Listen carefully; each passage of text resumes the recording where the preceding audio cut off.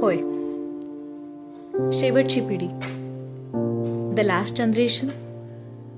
पुढच्या 10-15 वर्षात गावातलं साधं, सरळ, समाधानी आणि आनंदी जीवन जगणारी ही शेवटची पिढी आपल्याला कायमची सोडून जाणार आहे. सत्य थोडं कटू आहे, पण तो जो काळ आहे ना, त्याला कोणीच थांबवू शकत नाही. एक ज्ञानाचा, कलेचा, संस्कृतीचा आणि संस्कारांचा वारसा आपल्यातून कायमचा निघून जाणार आहे.